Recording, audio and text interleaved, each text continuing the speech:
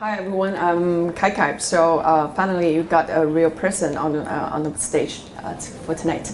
So quick introduction for my company. So I'm the co-founder of Dipotech. So Dipotech is a clean tech company based in Shanghai, but we also do overseas business in Southeast Asia. So we bring more like a distributed energy resource, for example, the solar on your rooftop and the energy storage and also your electrical vehicles. So we connect all these DER assets into a VPP to enable everyone you can use renewables and also all these DER assets. So that's a quick recap, for my company.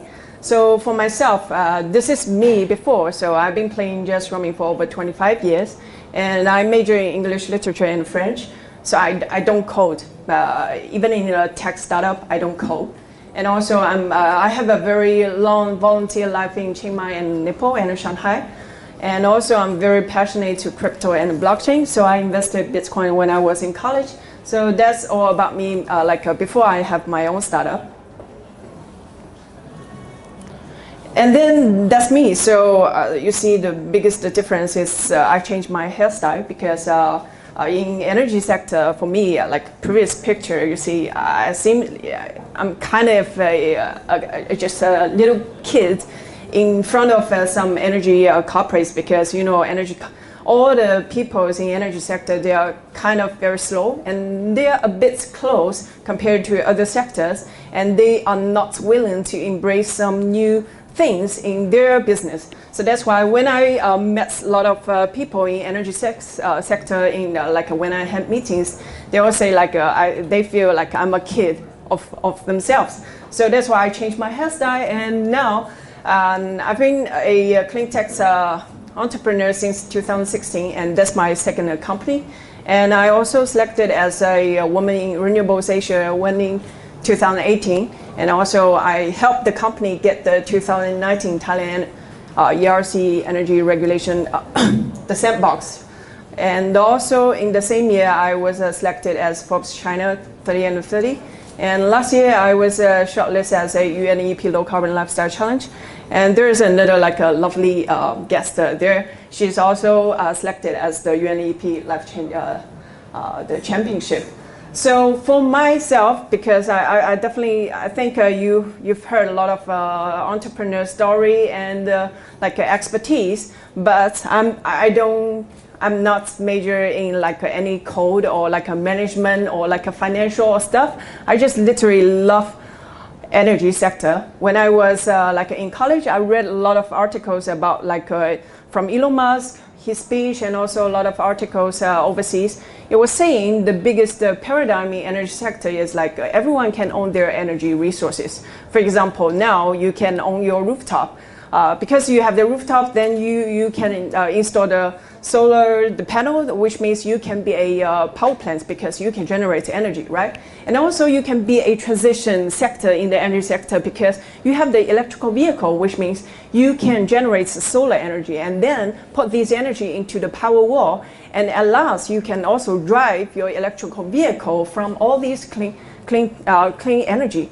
So at that time, I was thinking maybe because a lot of people, they were saying in Chinese 九死一生, which means if you want to have your own startup, possible 90% of the possibility that you were dead. So I was thinking, if I were going to be dead as an entrepreneur, so definitely I want to do something great. So I think energy and also energy transition is a super big thing. And I was thinking that's the greatest thing I can do in my life.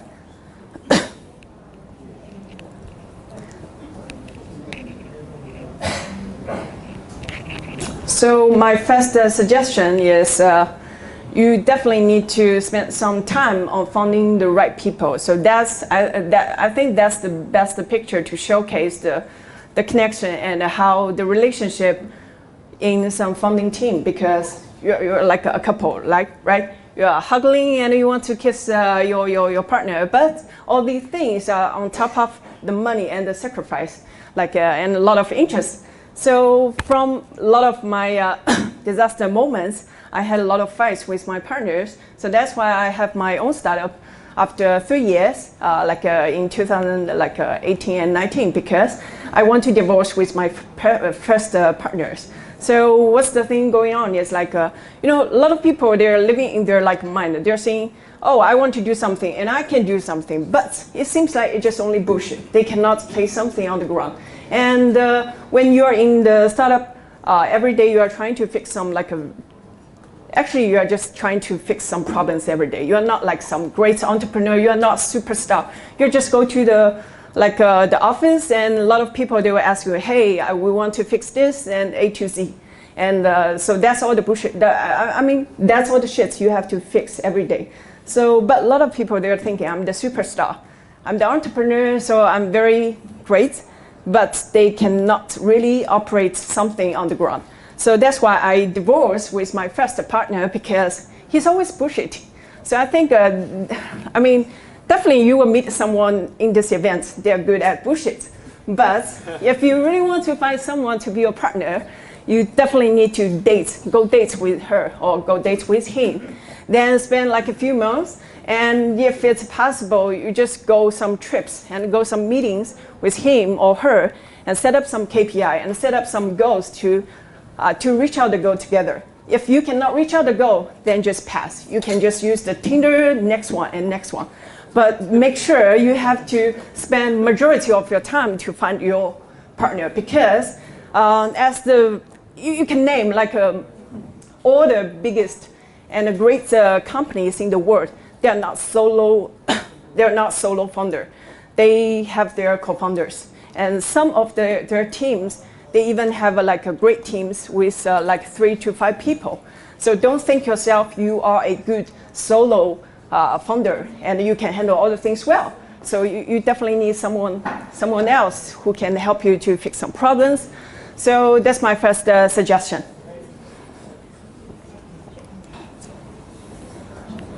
Okay, so the second suggestion is get shit done.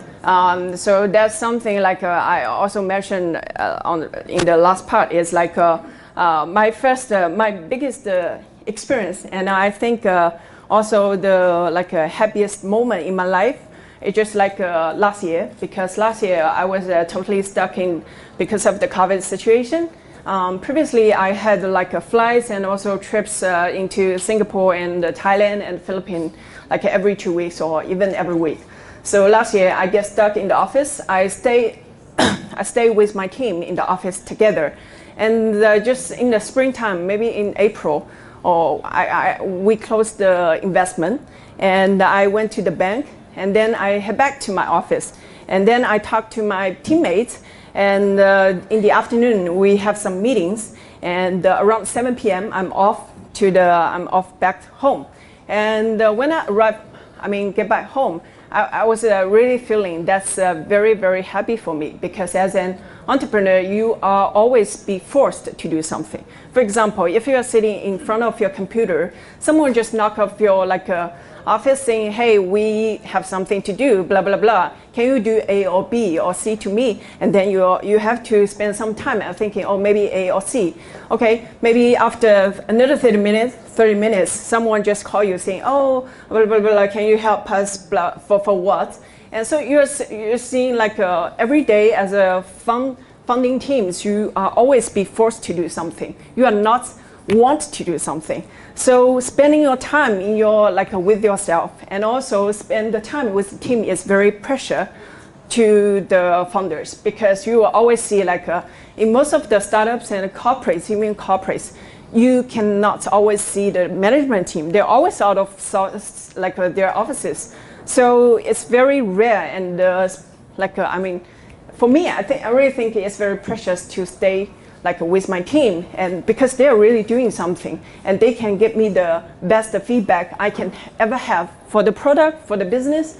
Because if you're going to a trip, or if you're going to some business meeting or some events, actually you're just talking to someone, but you cannot exactly get feedback from them, because they are the first.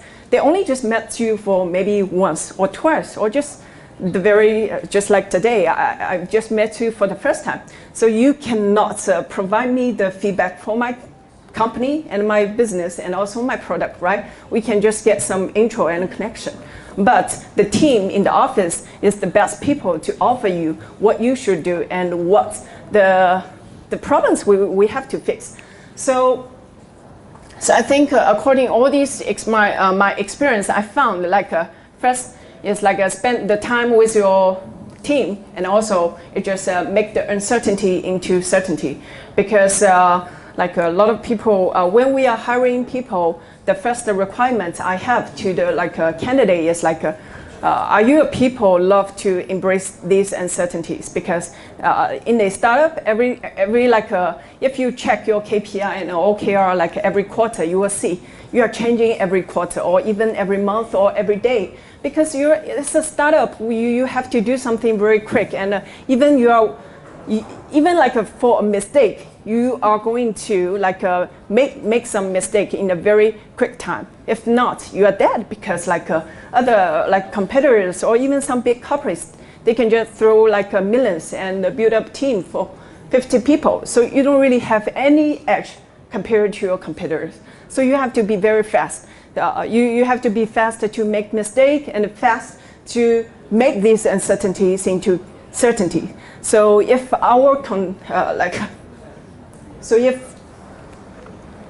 if our candidates, they cannot really embrace these uncertainties, I think maybe they are good to be in a big corporate, but I don't think they will be fit to work with us in a startup. So yeah, I think that's my last page.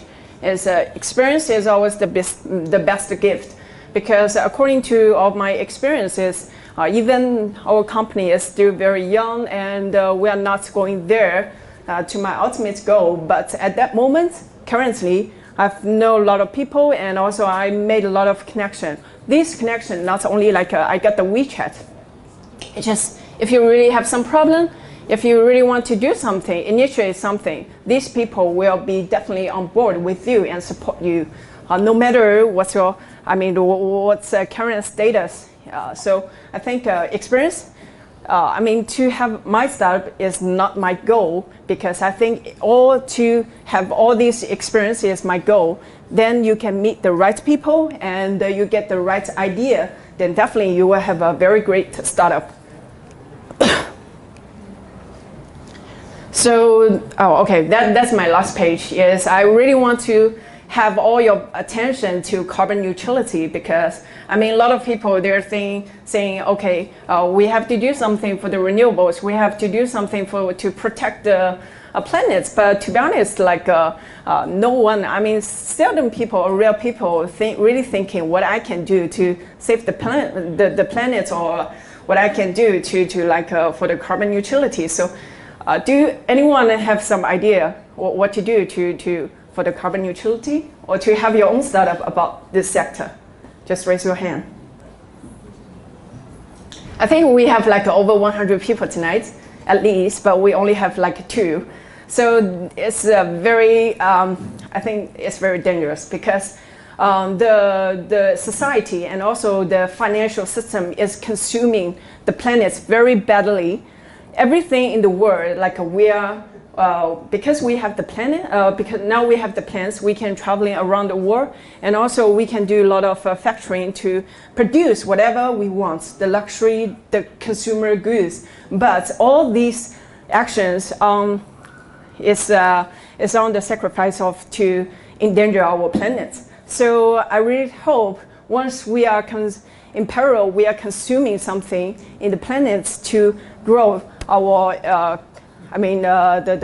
the financial system, and also to make us a better life. But in parallel, we also need to think about what we can do to save our planet. And also, if you have any idea for this, I'm very open to share my thoughts, and also what's my company do to save our planet. So yeah, so thanks for watching, and I think probably I've been missing something, but I think I'm not the right people to share the financial, the legal stuff. I'm not the right people, but I really think I'm the right people to share the story as an entrepreneur, and also how you can tackle all these challenges in the middle of that way. And yeah, thanks Oscar, and thanks the team to having me today. Thank you.